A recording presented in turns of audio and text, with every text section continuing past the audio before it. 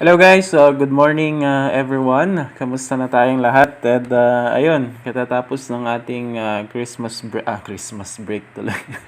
Academic break. So I do hope that ready na naman tayo for a week of learning and for the continuation of our midterm, ano? So ayan, wait lang nating pumasok yung mga iba.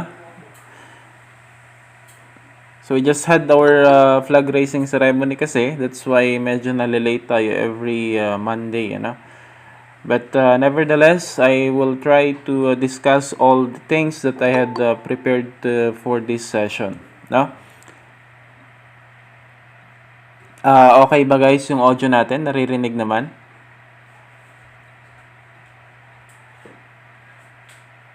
Yes, sir.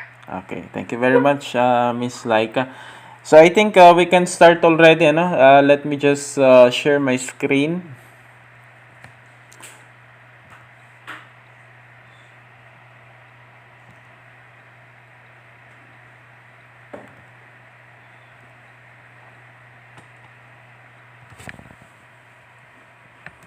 Nakikita na ba?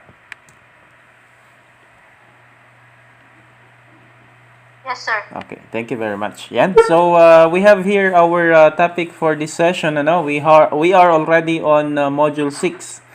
So for today's meeting, we will cover the subject or the topic on the police customs. No?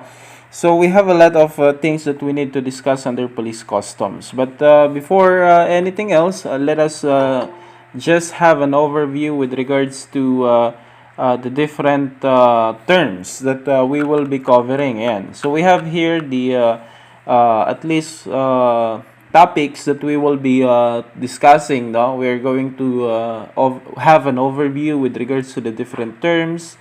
And we're going to discuss also the different police custom applicable on the courtesy, the different customs on courtesy calls, no, police customs on ceremony, police customs on social decorum, and some other police custom.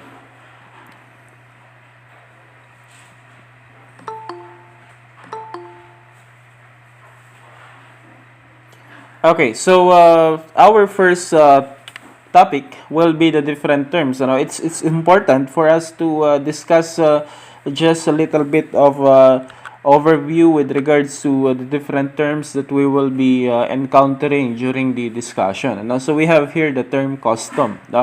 So let me just read the definition provided by our sources with regards to the definition of the term custom. So sabi dito, custom refers to the established social practices carried on by tradition that have been obtained through the force of law. No? So ito yung mga kumbaga is nakaugalian ng ating mga kapulisan na gawin, especially in social practices, no? Especially in some sort of a socialization, no? So yung mga usually ginagawa nila when they're socializing with each other, no?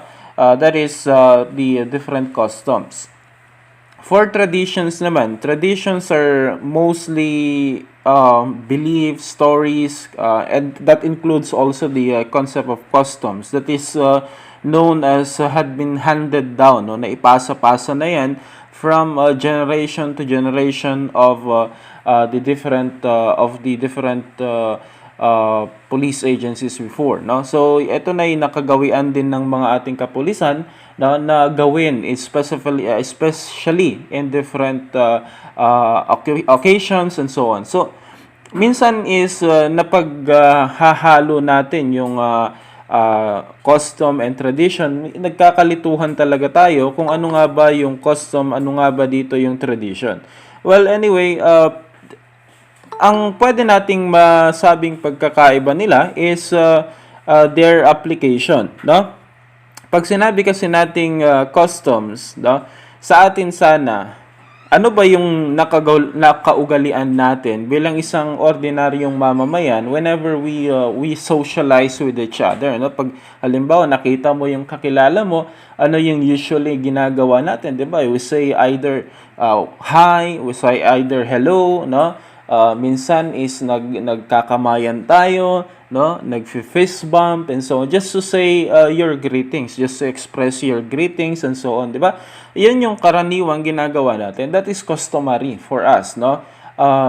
Wala tayong mga specific manual for those things, but since yung mga nakaugalian natin, di ba? When you are for example, when you are going to answer the telephone, no? When you're going to answer the cell phone, your phone, no? Kung merong tumatawag sa iyo, you first say hello, no? 'Di ba? That's customary. But for the police officers, they have a separate, or they have a unique way of socializing, no? Interacting with each other, 'di ba? Kapag customs kasi, diyan papasok yung tinatawag nating salute, no? Hindi naman halimbawa nakita mo yung hepe mo is you're going to say, hello sir, no? Not like that. They demand much more proper, no? They demand the proper way of socializing with them, 'di ba? Sasaludo ka sa mas mataas na ranggo sa iyo, no? Irerespeto mo yung mga mas mataas ang ranggo sa iyo. So yun yung mga customs nila. However, no, that with regards to the different customs used by the PNP, they don't usually demand for so much compliance, na hindi masyado kasi minsan, no, makikita nyo yan pag nakapasok na kayo sa organization na meron lang talaga yung mga mangilan-ngilan ng mga miyembro ng kapulisan na masasabi nating rank conscious, which means that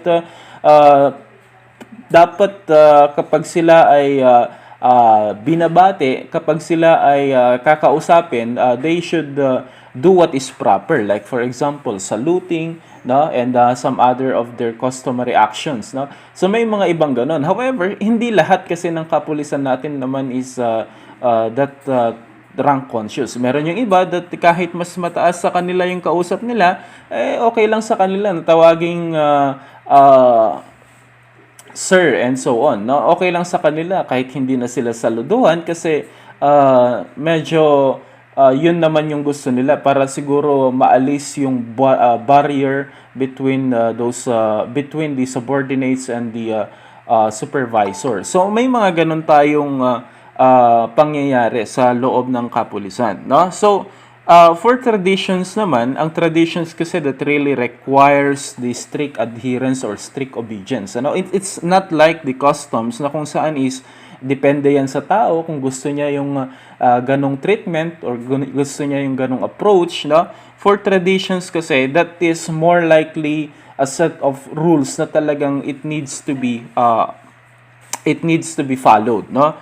So there are different traditions there, like for example their traditions when it comes to anyway, we are going to discuss a lot of things on this, wag ko munang pahapyawan yan kasi nga it's not yet part of our discussion. As I've stated, we're just going to talk about the customs, no?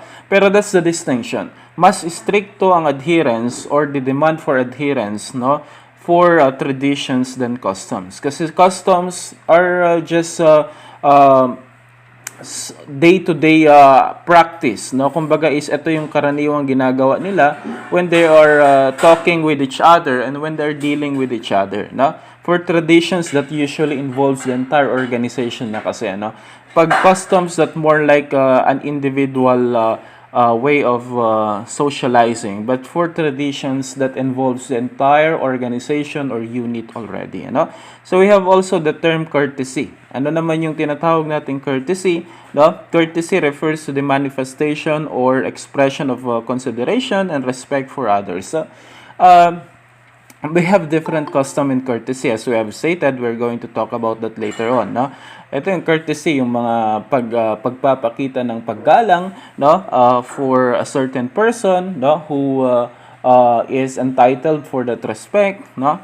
So that is under courtesy. For ceremonies naman, no, ceremony are the different formal act or set of formal act, no, established by customs or authority as property special occasion. So ceremonies, that's usually the program on how they will perform a certain tradition, a certain customs, and so on. So we have a lot of ceremonies that the PNP are doing, no, whenever there is something special that is happening within the organization or within someone who is a member of the organization. So marami diyan, no, kasali diyan, for example, for weddings, no, pag may ikakasal na miyembro ng PNP, they have the so-called wedding ceremony, no, for anniversary of the organization, no, we have kapag may namatay na miyembro ng kapulisan, they have the set of ceremonies that they need to perform, no, for that set of occasions. Okay, so that's under ceremony.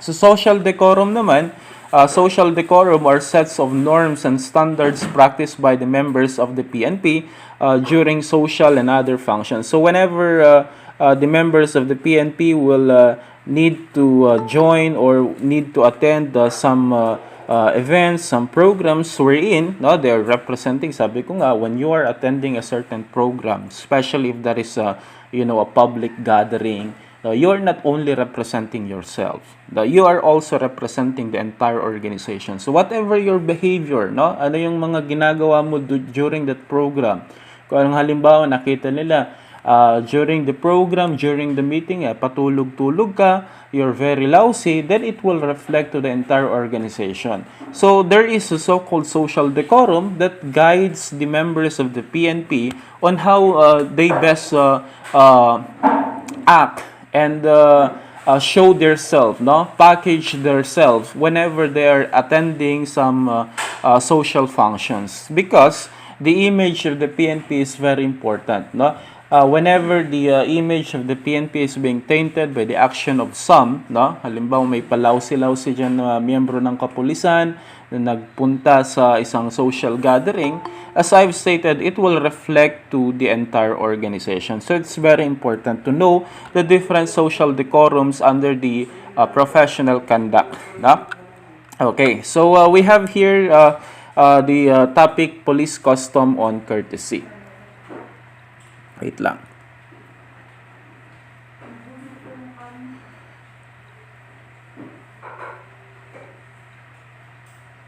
Yan. So by the way, if you have a question, don't hesitate to interrupt. No? We will try to address every questions that you will ask. Okay, so we have the police customs on courtesy. Sabi nga natin, ano yung courtesy? That shows how respect is being shown in the police organization.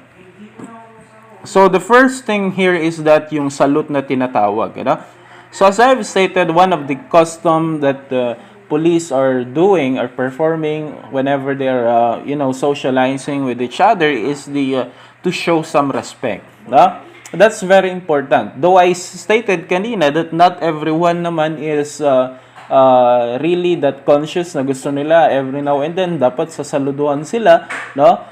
But of course, it's customary and it is a show of courtesy for the PNP to do this, no? So whenever somebody is somebody that they know, no, they meet someone that they know in a social gathering or in a certain event, or sometimes even in their private life, no, there is a necessity, of course, to show respect, and that is usually done through the rendering of salute na tinatawag. Salute is a usual greeting rendered by uniformed PNP members to upon meeting and recognizing a person entitled to a salute. So usually salute is rendered to a certain person who is yung kumbaga is mas mataas sa iyo usually, So you cannot there is certain rules that are being followed when you are rendering salute, like for example your proper posture, hindi basta-basta pwedeng saludo ka lang na parang lang diyan, parang tambay lang diyan, hindi ganoon. So whenever you are rendering salute, you must there are rules on that, like for example stand in proper attention, you remove your cup and so on. So they have different rules on that na dapat kailangan mong sundin, hindi yung basta you put your hand on nilagay mo yung kamay mo doon sa noo mo and whatsoever, and that is already a salute. No. No, so under the police organization, they're really strict with regards to that, ano? And you cannot salute everyone, no? Dapat alam mo kung sino yung sinasaluduan mo, baka mamaya is mataas ka pala in terms of your rank kesa doon sa sinasaluduhan mo. So hindi pwede 'yun. Usually there proper person that are entitled for a salute because they usually demands respect because of their position, because of their rank. So that is salute, As I've stated, there are different rules with regards to rendering of salute, and the PNP members knows that, and you will note that soon if you are already a member of the organization. But it's important that you will realize what's the essence of rendering salute, kasi baka alam niyo lang, no, they are doing that kasi they are a member of the PNP. No, no. So they have different rules with regards to that, no? At pag usually pumalpak ka diyan, no, medyo ikaw ay mamalasin, kumbaga. So we have also the salute to national color and standard. What does it mean? The members of the PNP stand at attention and salute to the national color and standard as it passes by them. So we're talking about the Philippine flag. When we talk about national color, no, ang national color na yan pertains to our Philippine flag. No? So usually, nakikita nyo pag meron tayong flag raising ceremony, flag lowering ceremonies, and so on, we as a normal citizen, we as an ordinary citizen usually put our hand to our chest, when we are singing or when the flag is being raised and when we are singing our national anthem and so on. But you notice that the police officers, the members of the military and other law enforcement agencies usually render salute instead of putting their hands on their chest, So that is one of the customs that police officers are doing, to be distinguished from the majority of the public, kasi yun yung kanilang ginagawa. They are paying also respect to the Philippine flag. They're paying respect to the Constitution and so on by doing that, So usually, it is, bakit tayo ba hindi tayong pwedeng sumaludo ng ganun? We should know the distinction of that, kasi yan nga yung sinasabi natin that ang nagaganyan kasi are the members of the law enforcement bodies.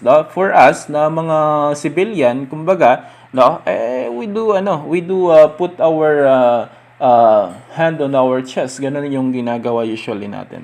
So, wag natin silang gaya-gayahin.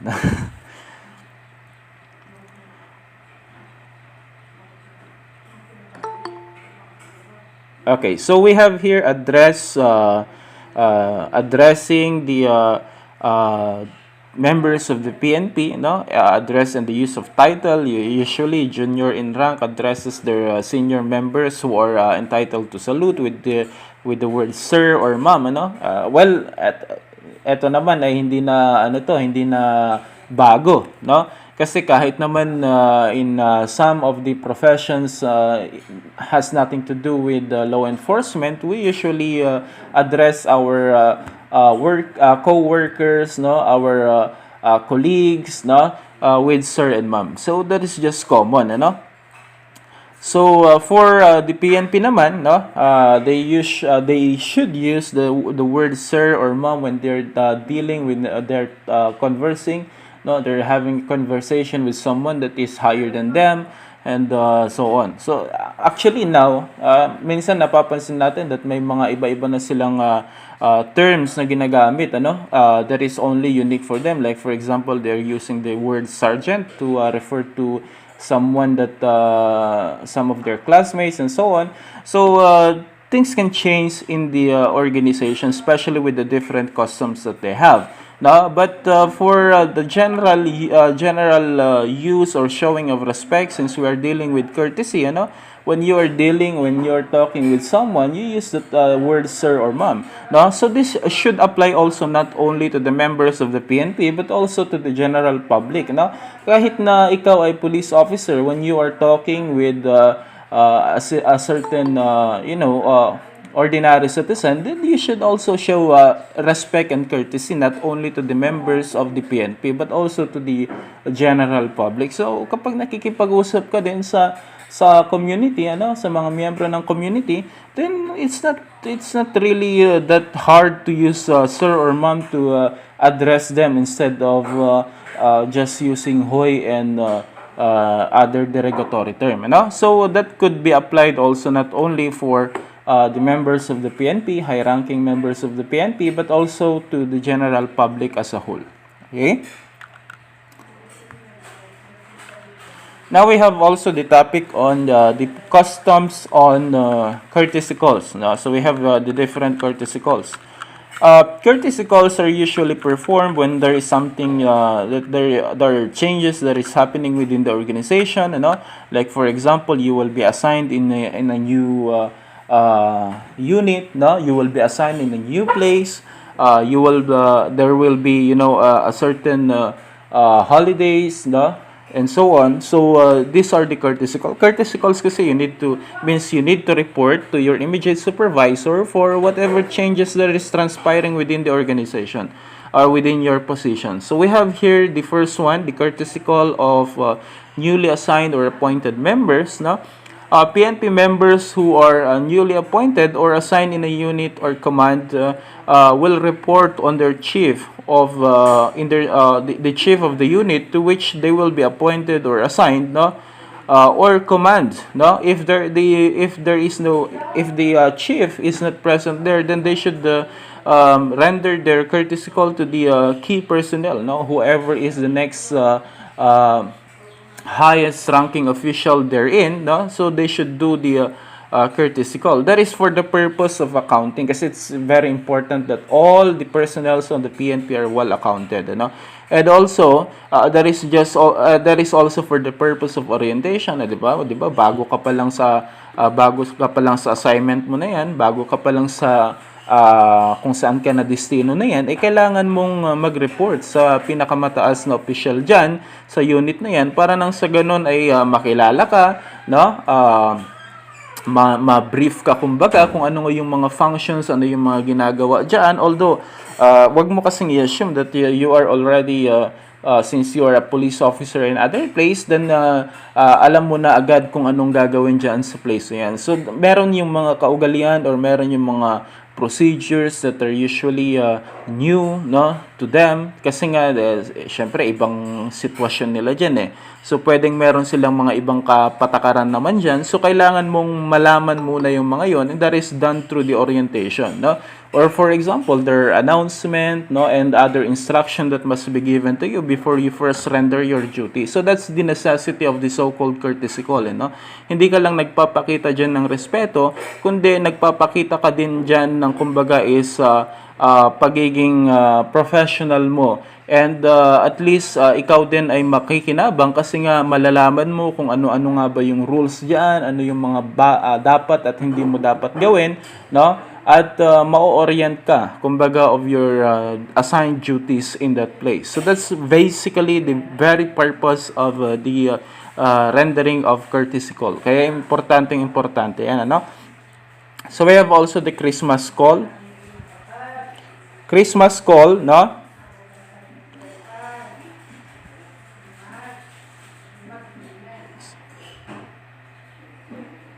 So, Christmas call, PNP members usually pay a Christmas call in their local executives in their respective area of responsibility. Yan. So, before Christmas, kailangan nilang mag-render ng Christmas call, hindi para magbigay ng regalo or whatsoever, but of course to show respect to their local chief executive. So, kung halimbawa there is a municipal station, sino ba ang local chief executive dyan? It's the mayor, So if there is a provincial station, then they do a Christmas call also to their governor. Parang ganun yun. Now, the purpose of that is again for accounting, for orientation, and for other purposes. Kasi the mayor may have a set of instruction that must be enforced, during the Christmas break or during the Christmas holidays and so on. So kailangan magkausap din ang miyembro ng ating kapulisan sa local executives diyan sa lugar na yan para nang sa ganun ay mapag-usapan nila the different programs that must be performed, that must be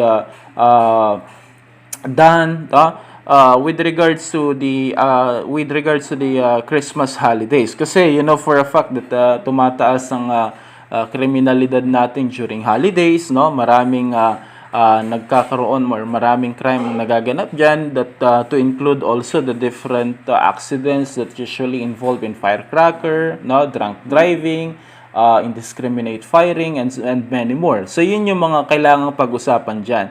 That is why they're rendering their Christmas call for them to just have a brief orientation on the plans that they will be performing or doing, no, just to give them a guidance on what actions they must do in order to enforce the security, the peace and order of the place during the Christmas holiday. So, yun yung isa sa purpose niyan, ano? And for other purposes, naman, syempre magkakaroon dyan ng konting program, no? So, may kainan, no? May meet and greet, parang gano'n. No? So, that is under Christmas call. Sabi nga natin that walang pinipiling panahon ang pag-enforce ng law. Even during Christmas, no? It does not mean that the criminals will also have a Christmas break. So that is why the PNP are always on alert even during holidays and even during Christmas, no? And we have also New Year's call, no? So that is also for that purpose, no? Kailangan nilang mag-report, no? Sa kanilang commanders, no? Sa mga key officials in the respective area, no? For the purpose of briefing, orientation, and instruction, announcement, and so on. So yan yung sa New Year's call. For promotion call naman, yan. Sine-check ko lang kasi baka mamaya disconnected na ako. For promotion call, no, newly promoted PNP members, no, will report to their unit head, no. And on that occasion, they're usually given due recognition, no, and congratulations by their peers for such deserved accomplishment. Ayan. So pag ikaw ay na-promote, kailangan mong mag-report sa iyong unit head para nang sa ganun ma-inform naman sila of the fact that you're being promoted, and usually you're being given a recognition, nagkakaroon dyan ng program which they will award a certificate of recognition or messages or congratulatory messages by your peers now for your accomplishments. So that's the purpose of a promotion call, ano? It's beneficial for you kasi they're just going to have or recognize your achievement, no? We have also the term exit call, ano? Exit call naman, that is for when you are already being reassigned or relieved from your position, from a certain unit or a certain command. Halimbawa, ililipat ka ng destino. No? So, hindi ka basta lalayas na lang ng walang paalam.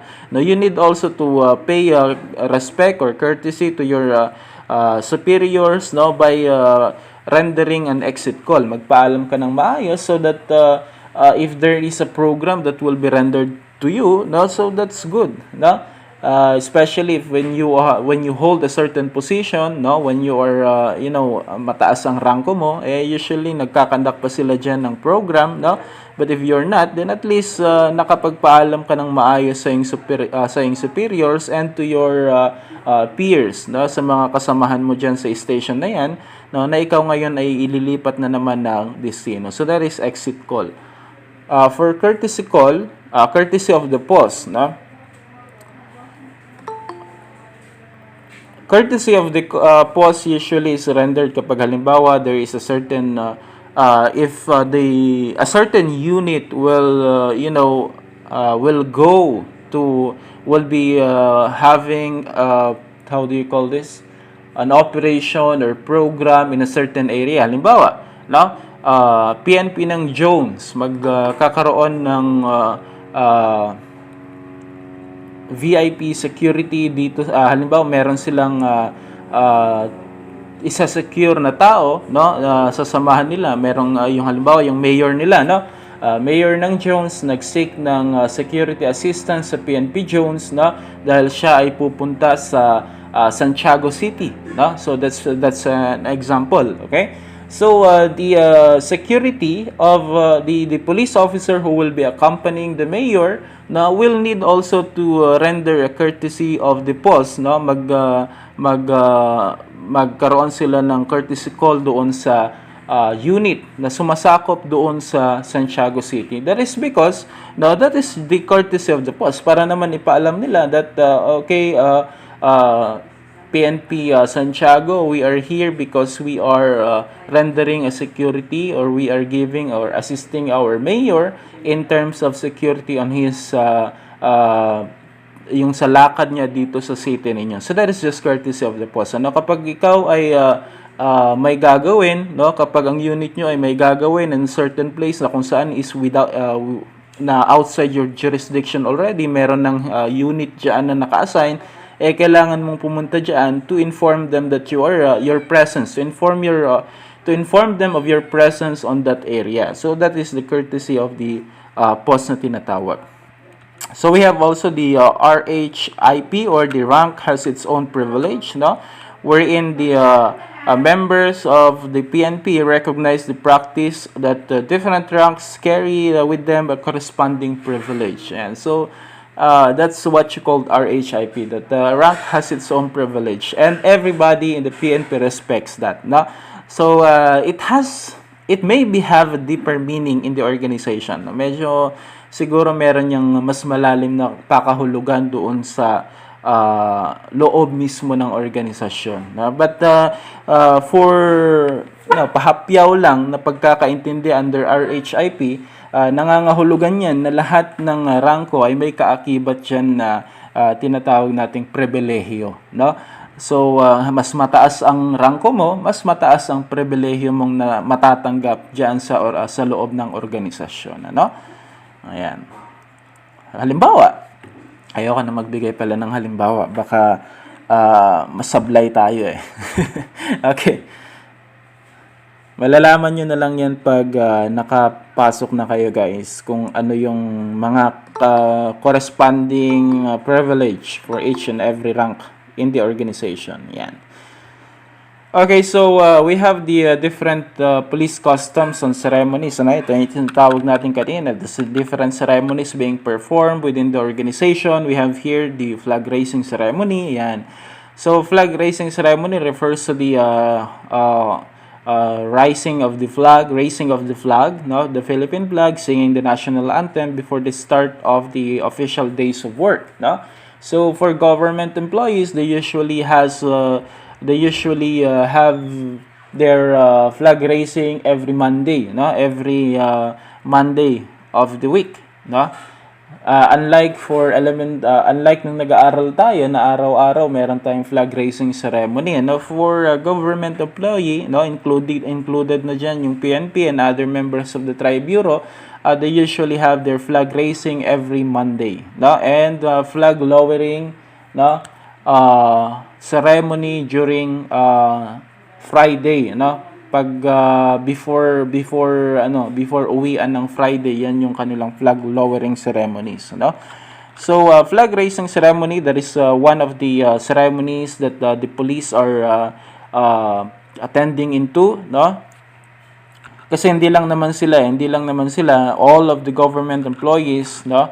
Like for example, in the municipality of Jones, during Monday, no, kapag Monday na yan, they need to attend the flag raising. No? Lahat na yan, ng mga empleyado ng munisipyo ng Jones, nandun na lahat, kasali na ating kapulisan, the BFP, and other agencies near the area.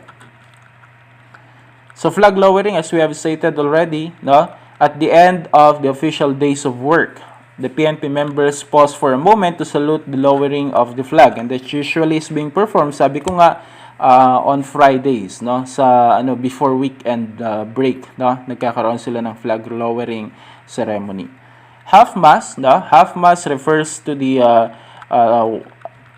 ceremony where the flag is raised at half mass, no. Kung nakikita nyo, usually minsan yung flag nila is not totally raised on the highest point, no? Nasa kalahati lang kumbaga ng flagpole yung kanilang flag. And that is usually ginagawa kapag merong pinagluluksa ang organisasyon, no? Halimbawa, may namatay na miyembro ng unit nila, so nire-raise nila ang kanilang flag half-mast only, ano? Halfway the flagpole lamang. So half-mast, no? That's the purpose, or that's the reason why they are raising their flag half-mast, no? Kapag merong namatay na miyembro ng PNP nila or ng miyembro ng unit nila, no? Or ng istasyon nila, okay? So we have also the funeral service and honors, ano?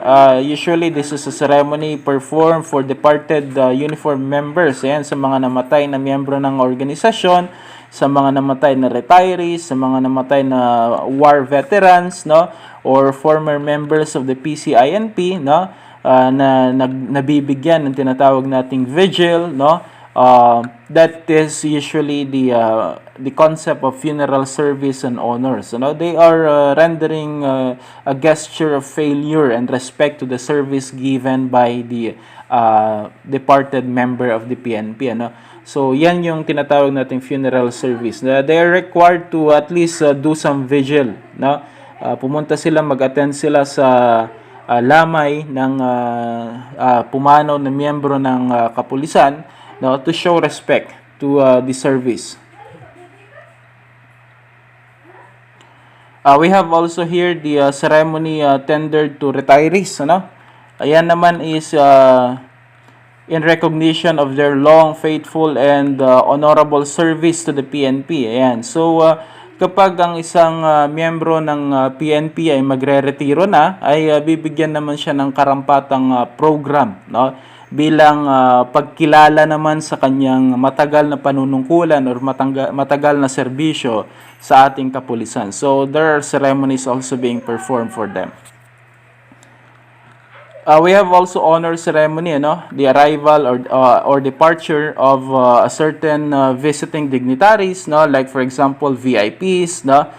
Kung may mga dadalaw ng mga VIPs sa isang station, no? Sa isang unit, they need to perform the so-called honor ceremony in respect, no? For the presence of that VIP, ano? Halimbawa, President Duterte will be visiting the municipality of Jones. So the PNP there should perform the so-called honor ceremony, no? Especially if the president is intending to visit the specific station or the specific command, no? So that is honor ceremony.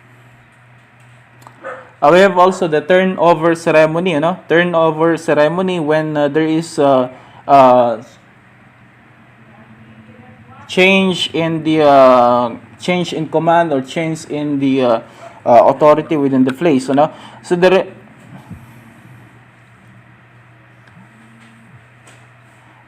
relinquishment and assumption of command or key position is publicly announced in a turnover. So halimbawa magpapalit kayo ng hepe, ano? Magpapalit kayo ng chief PNP, magpapalit kayo ng leader ng higher paano ba 'yan? Ng mataas na ng pinakamataas na rangko diyan sa isang station na yan, that's turnover ceremony. You change your COP, no? Magkakaroon kayo ng bagong COP. So the outgoing chief of police will pass now the baton to the incoming chief of police. So that is performed usually during the turnover ceremony, ano? So yan. The outgoing commander or director should not leave his post without proper turnover. Turnover includes the turnover of properties, no, equipment, and human and material resource within the area. For wedding ceremony naman, no?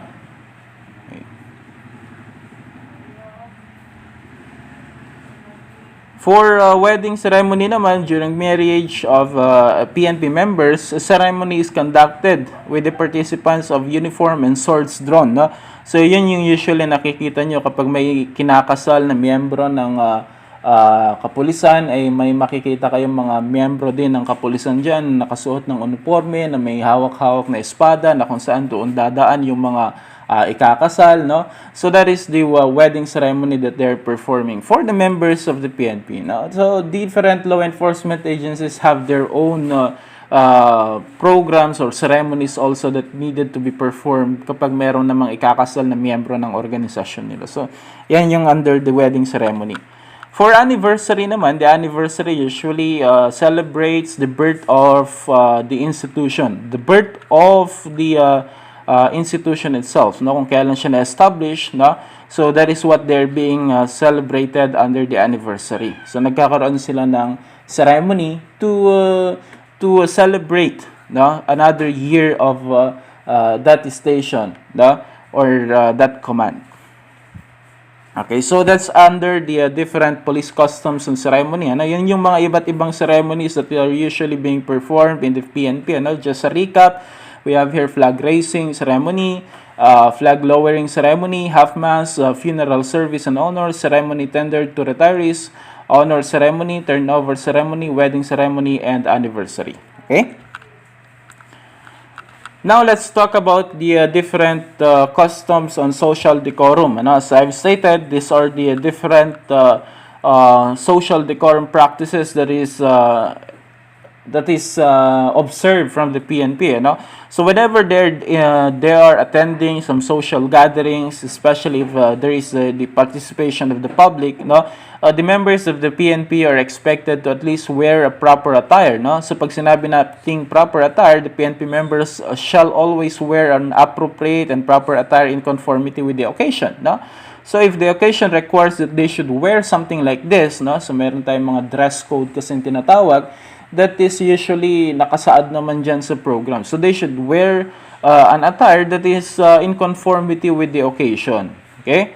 So that's the proper, pag sinabi kasi nating proper attire, no, ito yung una, dapat pasok yan sa dress code for that specific occasion.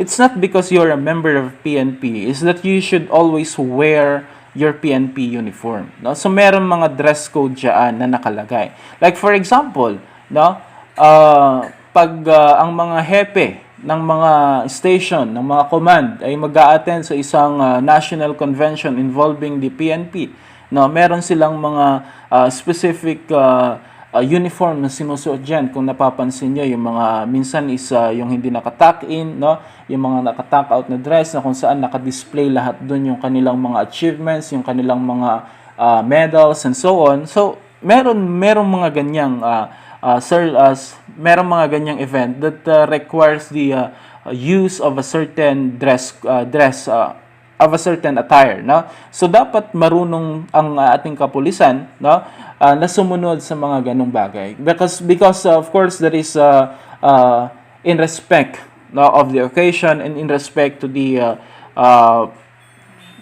program that will be conducted in that place. So we have also table manners, no? So I do believe it's not only the PNP who should observe the so-called table manners, but also the general public. So the members of the PNP should observe the so-called table etiquette at all times, no? So sabi nga natin, the PNP are attending different programs that usually involve the food, no? And it is important that during such program is that they should observe the so-called table manners, no? Yung tamang, halimbawa, tamang paghawak ng kutsara, tamang pagsubo ng pagkain. But, well, anyway, it's no longer questionable because it's part of the training of the PNP, you know, yung mga table manners na yan, and they're very strict onto that. So there's no issue on that. But if you will be trying to join the PNP, you know, so it's very important that you should be well versed of such things, no? Ito yung mga dapat ino-observe. Una, yung pananamit mo. Pangalawa, yung asal mo sa hapagkainan, no? We have also the social graces wherein the PNP members conduct themselves properly in dealing with people during social functions, na yung pakikitungo mo, pakikisalamuha mo during the program or during the event, no? So importante lahat 'yan. also the uniform and appearance. As I've stated, no, the public no, looks upon the PNP members as distinctively a man among men, no. So kumbaga is iba yung paningin no ng publiko sa mga miyembro ng PNP na dapat sila ay mas gentle pa sa gentleman, no. Mas kumbaga is mas lalaki pa sa lalaki in terms of their appearance, in terms of the manner how they deal with the members of the community and so on. So when it comes to discipline, the public are really looking upon no the members of the PNP. That's why dapat talagang ang itsura at ang pag-asta ng isang membro ng PNP ay higit pa sa kagalang-galang, no? Higit pa sa kagalang-galang kasi sila talaga yung nakikitang example or role model when it comes to discipline and gentlemanliness. Okay? So it's important that they should really look into it, that whenever they are dealing with the public, they should be in their proper appearance, proper uniform, table manners are observed, social graces are observed, and others. No? So yan nga. Ay yung mga kapulisan usually na merong mga lumulobong tiyan, no? So hindi yan magandang ehemplo, no? So as I've stated, no, there was a program before na kung saan is inaalis nila yung mga PNP na kung saan is hindi na pasok yung BMI nila doon sa average, no? So that is one of their way of cleansing the PNP, no? Kasi kung ikaw ay hindi na physically fit, then you are no longer an asset for the PNP, for the organization. That's why inaalis nila yung mga yon. Okay, so we have also here the manner of walking, ano? The manner of walking, every PNP is expected to walk with pride and dignity, ano? Sa paglalakad pa lang, ay dapat maayos na ang kanilang pakikitungo. Maayos na ang kanilang appearance sa paglalakad pa lang. So, kung mapapansin niyo, talagang train ang member ng PNP dyan because that shows, of course, dignity, that shows the pride of the PNP in terms of discipline and proper appearance and many more, no? So the manner of walking dapat hindi lousy, no? I believe lagi niyo napapakinggan yan sa ROTC ninyo, sa mga instructor ninyo na dapat pag ikaw ay criminology student, dapat snappy lagi ang kilos mo because when you are already a member of the PNP, no, when you join already the PNP organization, yan na, no? Kailangan nang i-observe yung mga yan. Paglalakad mo pa lang, dapat proper na, no? Pagtayo mo pa lang, dapat proper na. Pag-upo mo pa lang, proper dapat, no? So lahat ng ginagawa mo, may proper way dapat na may proper way ka dapat, no? There is a proper way na dapat lagi mong sinusunod. That is really observed in the PNP organization, no? So they have a lot of trainings with regards to that, no? Pwede kang maparusahan kapag hindi mo na-observe itong mga to because they really require a strict discipline with regards to this, no? So we have here the last topic, I guess. So it's the other police customs, okay? We have here the different police customs that was not included in the first discussion, no? So visiting the sick, that's one, no? Survivor assistance to heirs of deceased members, that is also included, no? So visiting the sick usually pag may sakit na merong isang miyembro ng PNP na may sakit, no? Some of his colleagues, no, yung mga katrabaho niya sa isang unit or isang command will be visiting him, no? At least to show naman yung support, no? And care, kumbaga sa mga member nila na naho-hospital, na nagkakasakit and whatsoever. So that's one of their police customs. Yan, lagi yan. Na pag sinabi natin customs, lagi yung ginagawa nila kapag merong isang miyembro na na-hospital, no? Somebody will represent the unit or the command, no? And will visit the member that was hospitalized and so on. So that's one of their police custom. So survivor assistance to heirs of deceased members, A survivor officer is designated whenever PNP members die to render maximum assistance to their bereaved family until all the benefits due shall be received and given. So kapag merong miyembro ng kapulisan halimbawa namatay, the members, the PNP organization will try, will do their best, very best, so that the family of the member that was the bereaved family will then be given the proper assistance and support on their way of claiming the different benefits entitled to them, no? So tutulungan nila yung mga naulilang pamilya na makuha ang mga benepisyo na nararapat lamang maibigay sa kanila sa pagkamatay ng miyembro ng pamilya nila na member ng PNP. So that is one of the customs of the PNP that is amazing kasi it just shows that they are treating each members as member of their family, ano? Kaya pag may halimbawa namatay na ganyan, hindi lamang yung immediate family ng police na yan ang nagluluksa, but the entire organization as well. No? So we have also visiting of the religious leaders. No? PNP officers visit religious leaders in their area of assignment to establish and maintain a good rapport and cooperation between the different religious leaders and the PNP. Okay? So it's part of their customs to involve themselves into the different religious activities. Kung mapapansin nyo, God-centered din ang ating mga kapulisan.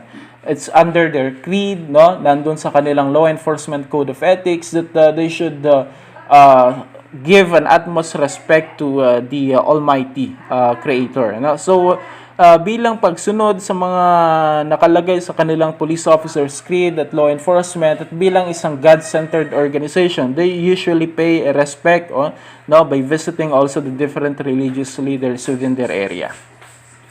We have the so-called athletics, in view of the physical fitness, the idea that making the police officers usually as physically fit as possible, in-include nila sa custom nila yung tinatawag nating athletics, wherein there is a designated day of the week wherein the members of the PNP will be relieved from their usual duty and have sports fest or activities, weekly nangyayari yan. It's either they're going to play basketball, merong allotted time na kung saan they can do or they can exercise, they can do some sport with their colleagues and so on, to increase the morale also and the physical fitness of the members of the PNP.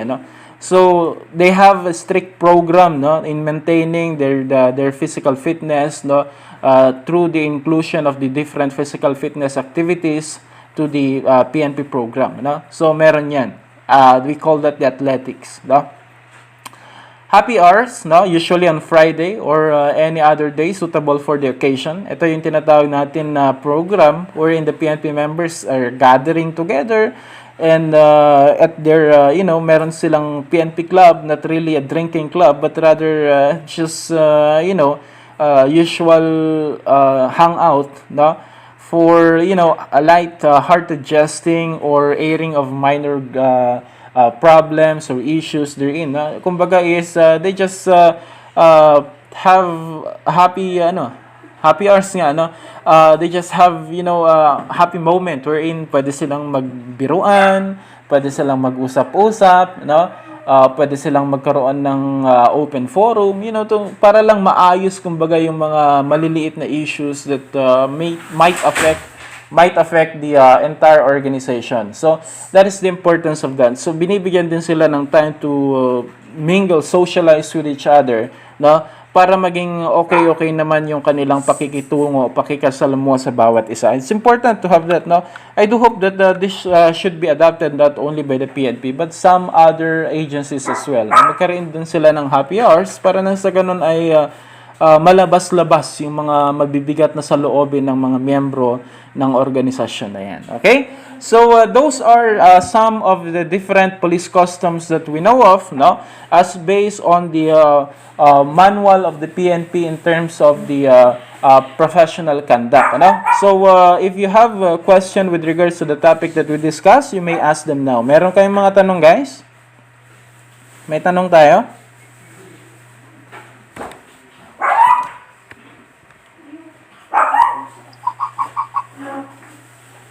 Meron? Wala naman po, sir. Malinaw naman po lahat. Okay. Ayun, so thank you very much. If there are no more question, guys, no? Siguro i-upload ko tong itong module natin within this week kasi inaayos ko pa yung pagkaka-arrange niya.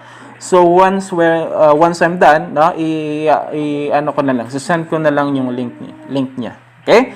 So, if there are no more questions, guys, thank you all for attending. I do appreciate much your participation in our lecture. Anyway, if you have questions later on, you may ask me on our GC or on you can personally message me. So, that's it for today, guys. Thank you all for listening. I do hope you learned something from this lecture. See you on the next lecture. Bye-bye. Bye. Thank you, sir. Bye, sir. Thank you, sir. Bye-bye. Thank you. Sir.